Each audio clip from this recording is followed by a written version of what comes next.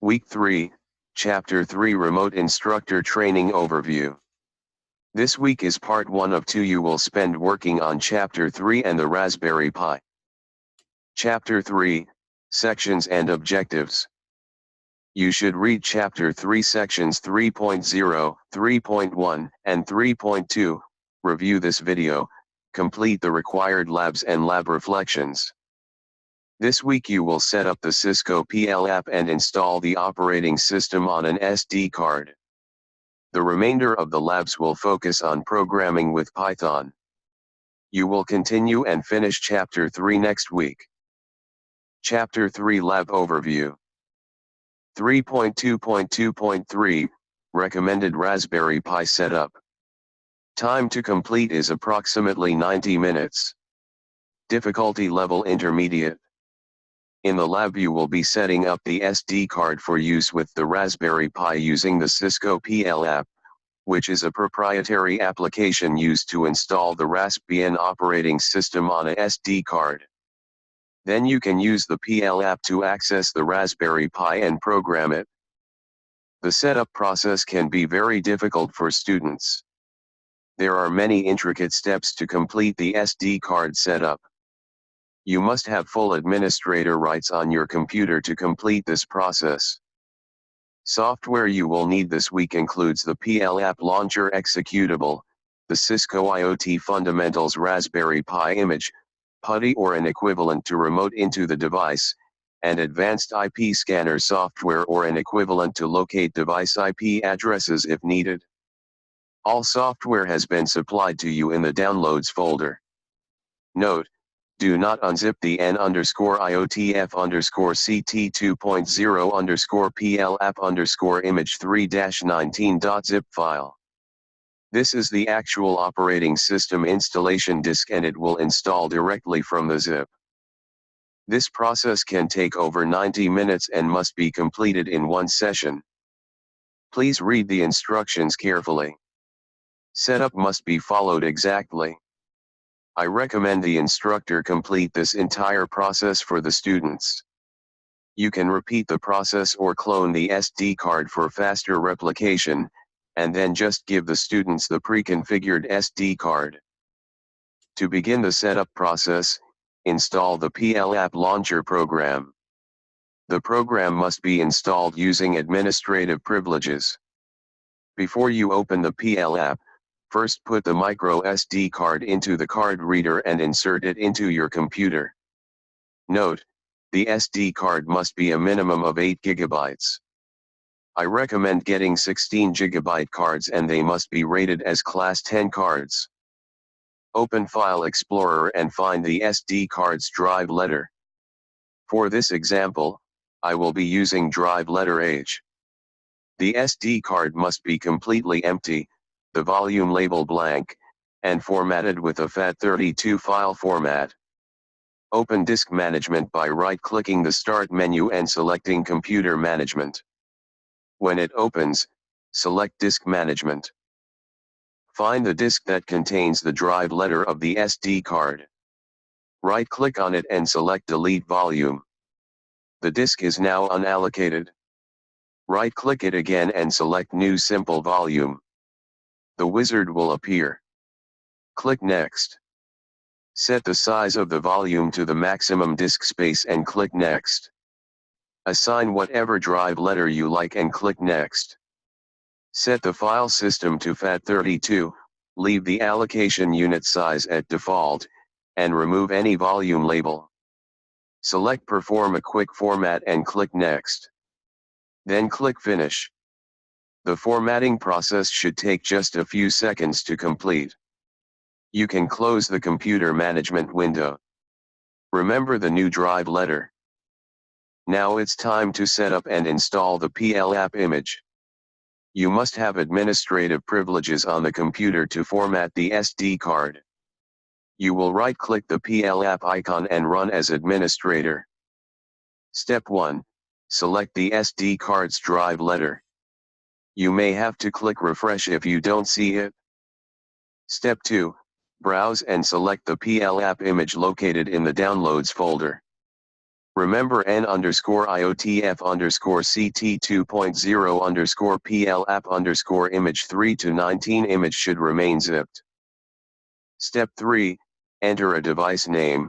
I use something like RAPI1, RAPI2, RAPI3, etc. as my default names, but you can use anything as long as it has no spaces. Enter a device password.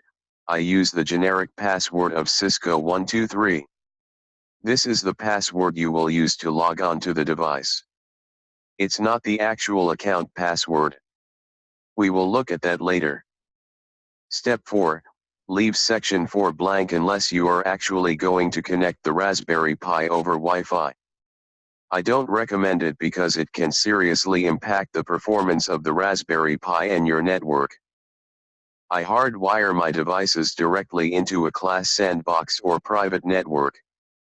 I have found most school districts frown on having a class full of Raspberry Pis join the school network. I hide them in a sandbox environment so no one outside the classroom will even know they are there. Check out the video on setting up a class sandbox if you want more information. You will need to check the HTTPS box. Step 5, click on the right disk image button. Watch the information across the bottom of the PL app window. The file will first unzip, then ask you to verify the installation. Click yes and the write process will start. This will take approximately 10 minutes. If the process causes a write error, you will have to go back and reformat the SD card again. Then refresh and reselect the drive letter and write disk image again. As the process concludes, you will get a pop-up asking you to format the disk. Click No. Finally, a pop-up saying you have completed provisioning the disk will appear. Close the window. Leave the SD card in the computer for now. Open File Explorer and locate the drive letter again. Now the drive label should say Cisco PL app. Double-click and open the drive. You will need to see the file extension for the files. To do that, you will select the View tab at the top of the window, select Options, and choose Change Folder and Search Options. A new window will appear. Select the View tab. You will want to uncheck the box next to Hide Extensions for known file types, and the one next to Show hidden files, folders, and drives. Click OK. Refresh the File Explorer by right-clicking in the window and selecting Refresh. Now you should see about 29 files on the drive. Find and open the chestnut.txt file. This file contains the configuration information you provided during setup. Double-check that all the information is correct. There may be several items that are blank. Update, save, and close the file as needed. Right-click in the white space of the window and select New Text Document. Rename it with the capital letters SSH with no file extension. Select Yes when asked about changing the file extension. This will allow you to remote into the Raspberry Pi using PUTTY. Realphabetize the list of files to ensure the SSH file saved correctly. You can now right-click on the drive and select Eject. This is an important step so Windows will release the drive letter allowing the SD card to boot correctly. You can now safely remove the SD card and place it in the Raspberry Pi. Be careful the SD card is inserted correctly. With the SD card installed in the Raspberry Pi, you can plug in the network cable and the power cable. Watch the lights on the Raspberry Pi as it boots up. You should see a constant red power indicator light and a green light that will flicker a few times, go off for a few seconds, and then stay constant with the occasional flicker for about 45 seconds. This will indicate the boot process is working correctly. The first time it boots it does take longer. If the green light does not behave in this manner, the OS image may have been corrupted and may need to be reinstalled. Restart the Raspberry Pi and double-check if you are unsure if it booted correctly. After the Raspberry Pi has finished booting in approximately 1 minute, you should see the status on the PL app become active. Do not push it, but do write down the IP address that appears next to the device name. If it doesn't come on, try checking and unchecking the Use Broadcast MDNS checkbox, restarting the PL app or rebooting the Raspberry Pi. If none of these options work, use the Advanced IP Scanner application I supplied you with in the download folder, to locate the device's IP address. Remember, the device must be on the same network as your computer. Troubleshoot as needed. Install and open the PuTTY application.